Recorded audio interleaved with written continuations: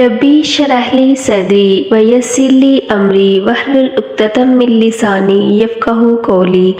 بسم اللہ الرحمن الرحیم۔ السلام علیکم ورحمۃ اللہ وبرکاتہ۔ امید کرتی ہوں آپ سب لوگ خیریت سے ہوں گے۔ اللہ تعالیٰ مجھے اور آپ کو اپنی خاص رحمتوں کے سائے میں رکھے۔ اور جب میرے بندے میرے بارے میں آپ سے سوال کریں تو کہہ دیجیے ان کو کہ میں قریب ہی ہوں، میں پکارنے والے کی پکار کا جواب دیتا ہوں جب وہ مجھے پکاریں۔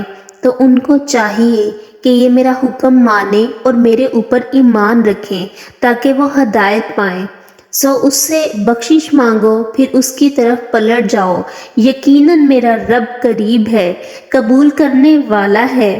انسانی غموں میں سے ایک بڑا غم قرض ہے جو کہ انسان کے اوپر بوجھ ہوتا ہے۔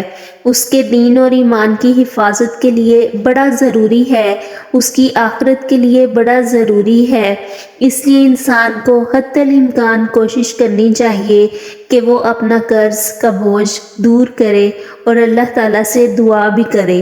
عمومی طور پر دیکھا جائے تو مال ایک نعمت ہے اور اسے اللہ تعالیٰ نے قیام کا ذریعہ بنایا ہے دنیا پر، اور اس پر انسانوں کی معیشت اور مصلحت بھی ہے۔ اللہ وہی ہے جس نے زمین کو تمہارے لیے تابع کر دیا اور اسی کے رزق میں سے کھاؤ اور اسی کی طرف دوبارہ لوٹ کر جانا ہے۔ مال کا درست استعمال قابل تعریف ہے۔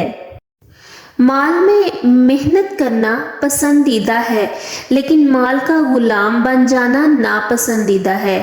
ہمارے پیارے نبی حضرت محمد صلی اللہ علیہ وآلہ وسلم کا فرمان ہے کہ یہ دنیا کا مال ہرا بھرا اور شیریں ہے۔ مسلمان کا وہ مال کتنا عمدہ ہے جو حلال طریقے سے کمایا گیا ہو۔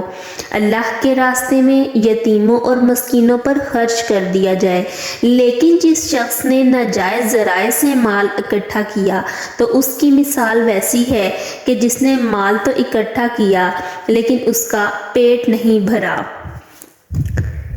ایسا مال قیامت کے دن اس کے خلاف گواہی دے گا۔ مال صحیح طریقے سے خرچ کرو تو بہت بڑے فائدوں کا حامل ہے یہ، اور اگر غلط طریقے سے حاصل ہوتا ہے اور غلط جگہ پر خرچ ہوتا ہے تو بہت بڑا وبال کا ذریعہ ہے۔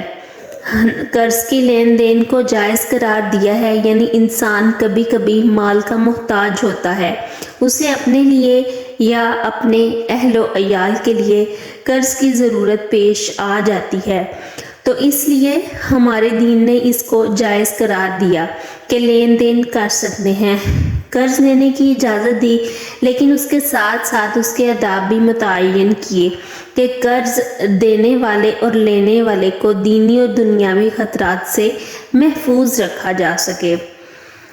اے لوگو جو ایمان لائے ہو، جب تم لوگ آپس میں قرض کا لین دین کرو تو وقت پر ادائیگی کرو۔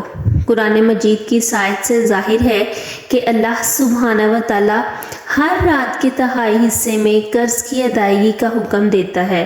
حضرت ابو ہریرہ رضی اللہ تعالیٰ عنہ سے روایت ہے، ہمارے پیارے نبی حضرت محمد صلی اللہ علیہ وآلہ وسلم نے فرمایا کہ اللہ تعالیٰ آدھی رات کو آسمان دنیا پر تشریف لاتے ہیں اور فرماتے ہیں کہ کون ہے جو مجھ سے سوال کرے اور میں اس کو عطا کروں۔ گویا اللہ سبحانہ و تعالیٰ فرماتے ہیں کہ قرض دینا صدقے کے برابر ہے، ہر قرض صدقہ ہے۔ نبی صلی اللہ علیہ وآلہ وسلم نے فرمایا، ابو سفیان سے روایت ہے، جو مسلمان دوسرے مسلمان کو صدقہ دے، ایک دفعہ جو بندہ اس کو دیتا ہے دوسری دفعہ آیا پھر اس کو دیتا ہے۔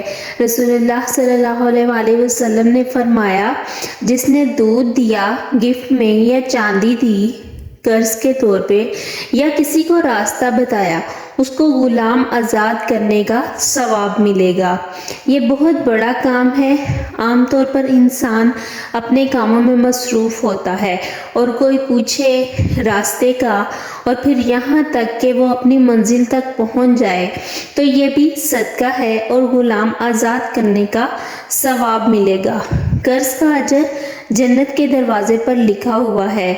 ابو امام سے روایت ہے، ایک آدمی جنت میں داخل ہوا اور وہ کیا دیکھتا ہے کہ اس کے دروازے پر لکھا ہوا ہے کہ صدقے کا ثواب 10 گنا اور قرض کا ثواب 18 گنا ہے، اور یہ ڈیپینڈ کرتا ہے کہ کس نیت اور کتنے اخلاص سے وہ کرتا ہے، کیونکہ صدقہ تو انسان اپنی خوشی سے کرتا ہے، لیکن قرض مانگنے جب کوئی آتا ہے تو انسان کا دل کچھ نہ کچھ تنگ ضرور پڑتا ہے کہ میں اب اپنے مال میں سے اسے کیسے دوں۔ حضرت انس سے روایت ہے کہ ہمارے پیارے نبی حضرت محمد صلی اللہ علیہ وآلہ وسلم نے فرمایا کہ اگر میں تمہیں ایسی آیت سکھاؤں کہ تم اسے پڑھو تو اگر احد کے پہاڑ جتنا بھی قرض ہوگا تم پہ تو وہ ادا ہو جائے گا۔ بسم اللہ الرحمن الرحیم۔ قل اللہم مالک الملک تؤتی الملک من تشاء وتنزع الملک ممن تشاء وتعز من تشاء وتذل من تشاء بیدک الخیر انک علی کل شیء قدیر۔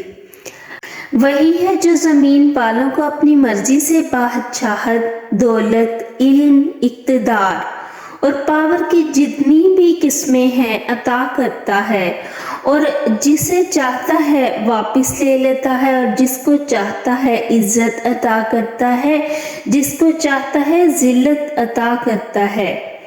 خیر کے سارے خزانوں کا مالک وہی ہے، اصل کنٹرول اسی کے ہاتھ میں ہے، فیصلے اصل وہاں سے ہوتے ہیں، کوئی روک نہیں سکتا جسے اللہ عطا کرتا ہے، اور کوئی دے نہیں سکتا جس سے اللہ روک لے۔